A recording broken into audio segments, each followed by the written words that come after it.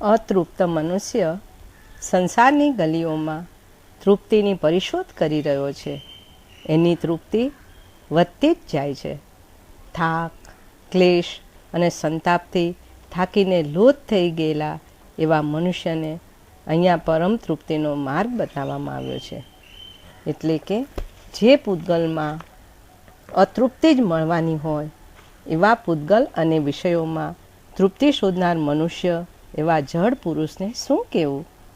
આત્માને તૃપ્તિનો અનુભવ કરવો છે તો જ્ઞાનામૃત પી, કલ્પવૃક્ષના ક્રિયારૂપ સુંદર ફળો ખાઈને, સમતારૂપ તાંબુલ ચાખીને તૃપ્તિનો અનુભવ કર.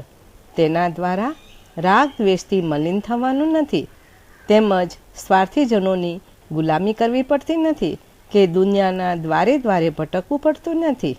શ્રાવક જીવન અને સાધુ જીવનની પવિત્ર ક્રિયાઓ દેવલોકના કલ્પવૃક્ષોના મધુર ફળરૂપ ઉત્તમ ભોજન છે, પરંતુ એને માટે પ્રથમ પાપ ક્રિયાઓના એંઠવાડના ત્યાગ કરવો પડશે અને ધર્મ ક્રિયાઓ કરવા દ્વારા અપૂર્વ સ્વાદનો અનુભવ થશે અને ત્યારે જગતના જળ ભોજન અને મેલા પેય પીવાની ઈચ્છા એટલે કે મૂર્છા મૃતપ્રાય બની જશે. જ્ઞાન, ક્રિયા અને સમતાની વાસના જાગી જશે અને પૂર્ણાનંદ તરફનું જે પ્રયાણ થશે તે વિશ્વને ચમત્કાર ઉપજાવનારું હશે. માટે ક્ષણિક તૃપ્તિનો પુરુષાર્થ ત્યજીને પરમ એવા શાશ્વત તૃપ્તિનો પુરુષાર્થ કરીએ. દુનિયામાં એવો કયો રસ છે કે જેનો વર્ષો જન્મો સુધી ઉપભોગ કરીને જીવ તૃપ્ત બન્યો હોય? જ્યાં સુધી સ્વગુણોના સુવાસની ભ્રમર નહીં બનો ત્યાં સુધી જળ પદાર્થોની પરિવર્તનશીલ સુવાસ માટે ભટકતા રહેવું પડશે. સ્વગુણો એટલે કે જ્ઞાન, દર્શન અને ચારિત્ર્યની સુવાસમાં લયલીન બન્યા પછી ભૌતિક પદાર્થોની સુવાસ દુર્ગંધ લાગશે. જ્યાં સ્વગુણોમાં સત, ચિત્ત, આનંદ એમાં પરમ મસ્તી જામી ગઈ, ત્યાં પરમ બ્રહ્મના શબ્દ, સૌંદર્ય, રસ, સુગંધ અને પરમ બ્રહ્મના સ્પર્શની અવિનાશી સૃષ્ટિમાં પહોંચી ગયા. ત્યાં જળ પદાર્થોના શબ્દ વગેરે વિષયોનું શું પ્રયોજન? નંદનવનમાં ગયા પછી ઉકરડાની શી જરૂર? જ્ઞાની પુરુષો તો કે જેઓના મનમાંથી શબ્દાદી વિષયોની અપેક્ષા તૂટી ગઈ હોય, તેનું આકર્ષણ મરવા પડ્યું હોય, તેના અંગની ઉપભોગની વૃત્તિ નષ્ટપ્રાય થઈ ગઈ હોય અને જ્ઞાની બનવા માટે પણ આ જ પરમ ઉપાય છે.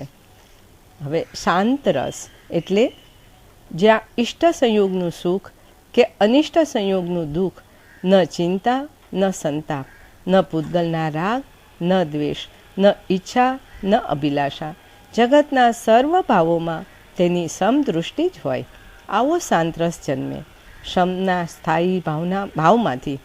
એ માટે અનિત્યાદિ ભાવનાઓના સતત ચિંતન મનનથી વિશ્વના પદાર્થોની નિસારતા, નિર્ગુણતાનો ખ્યાલ દ્રઢ કરવો પડે. પરમાત્મા સ્વરૂપ સાથે પ્રીતિ કરવી પડે, ત્યારે શાંત રસ પેદા થાય છે અને એનો રસાસ્વાદ માણતો યોગીરાજ વિશ્વના પરમ સુખનો અનુભવ કરે છે. આવા પરમ સુખ, પરમ તૃપ્તિનો અનુભવ તો શું, તેની ઝાંખી છાયા પણ બિચારી ઇન્દ્રિયોને હોતી નથી. ષડરસના ભોજનનો રસ પણ શાંત રસની આગળ ફિક્કો, નિષ્પ્રાણ અને નિર્જીવ લાગે છે. જીવેન્દ્રિય શાંત રસની મહાનતમ અનુભૂતિ ક્યાંથી હોય? આમ જ્ઞાન તૃપ્તિ અનુભવ ગમ્ય છે, એ કોઈ વાણીનો વિષય નથી. એ તૃપ્તિને અનુભવવા આ ભાવ સ્વરૂપના રાગી બનવું પડે, અનુરાગી બનવું પડે. તૃપ્તિનું લક્ષણ વીર્યની પુષ્ટિ છે. આત્મતત્વ સન્મુખ થયેલા આત્માને આત્મગુણોનો અનુભવ થાય છે. એ અનુભવની પરમ તૃપ્તિ આત્માના વીર્યને પુષ્ટ કરતી હોવાથી સાચી તૃપ્તિ છે. સંસારમાં વૈષયિક તૃપ્તિનો અનુભવ ઉડકાર આવે છે, એ ભ્રાંતિ છે. એ તૃપ્તિ મિથ્યા છે.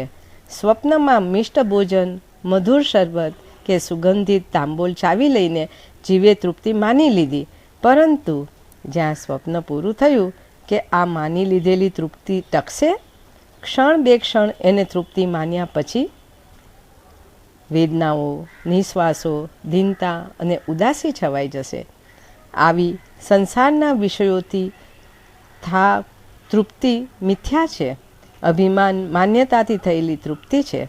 નિર્ભ્રાંત બની આત્માનુભવની પરમ તૃપ્તિ માટે ગુરુચરણનું શરણ, જીન વચનનું શ્રવણ, સમ્યક તત્વનું ગ્રહણ કરવાથી અનુત્તર એવી ધર્મશ્રદ્ધા પેદા થાય છે.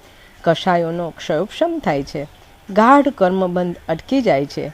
દેવી માનુષી કામભોગો પ્રત્યે અનાસક્ત બને છે. આ પરમપદ સુધી પહોંચવા માટે પાયામાં સંસારના મિથ્યા તૃપ્તિનું અભિમાન ઉગાડી નાખવાનું છે. સંસારના પદાર્થોને તેના સ્વરૂપે પીછાની, તેમાંથી તૃપ્તિ મેળવવાની અને માન્યતાનો આપણે ત્યાગ કરવાનો છે.